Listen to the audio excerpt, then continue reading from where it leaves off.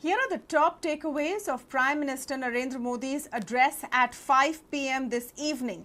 Number one, a big reversal in the central government's vaccine procurement policy. On the 19th of April, the central government had issued a notification in which they said that from here on, 50% of all vaccines that manufacturers are making in India would be procured by them, and the remaining 50% would be procured by state governments and private players. So the breakup was 50, 25, 25. Now, after a lot of criticism has come in from the Supreme Court as well as people who say that the central government should be in charge of procurement, state governments have also said that they do not want to do procurement, they are not in a position to procure at competitive rates. The central government has reversed its policy and will now be procuring 75% of vaccines that are manufactured in India by themselves and offering it to state governments at zero cost. This is important. State governments will no longer have to pay any money for vaccines. Now, these vaccines will be distributed to everyone above the age of 18 from the 21st of June, free of cost at government centers. What happens to the remaining 25%? Well, the remaining 25% of all vaccines that are manufactured will be continued to be procured by private players, by private manufacturers like before.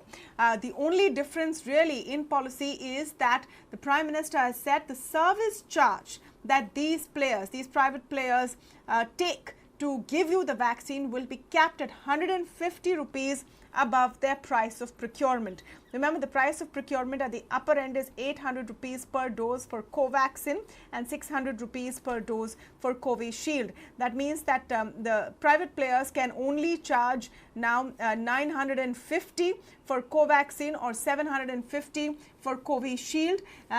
If there are taxes, then they can add those, one presumes, but no additional charge. This is interesting because private players have been charging as much as 1250 to 1300 rupees for vaccination shots. So now, what led to this reversal and how does Prime Minister Modi explain it? And this is really the important part, because together with making this announcement, today's address was also a political hit back, a political answer to detractors who've been saying that the central government's vaccine policy has not been working out, whilst India, which is the hub of vaccine manufacturing, falling short and having to import vaccines and slow down its vaccine policy and its vaccine process against COVID-19. So the Prime Minister in his speech said that the vaccine policy was changed to allow state governments to procure vaccines on the 19th of April after the express demand of state governments and of several quarters who said that one size doesn't fit all, and the central government should allow states to also procure and give vaccinations as they see fit. So he is blaming the state government's clamor for the first policy, and then says that from the second week of May, when COVID cases started jumping up again, we were in the throes of the second wave and people's interest in getting vaccinated increased. It was states and those same people who turned around and said that this is not working out for us, the central government should procure. So now, listening to them, the central government has decided to reverse its policy. This is what the Prime Minister said. On the other hand, one has to take into account that opposition leaders have been writing letters and saying very clearly that this policy is not working out. The Supreme Court also made these observations recently. Either way, whatever may be the reason, the fact is that this policy has now changed. So what does it mean for the spread of vaccination? And that is the big question. In that sense, while it is great that the central government will be procuring and giving states vaccines for free, does that mean vaccination process will be faster and more widely spread? Well, not necessarily. It's still left up to the states to vaccinate people.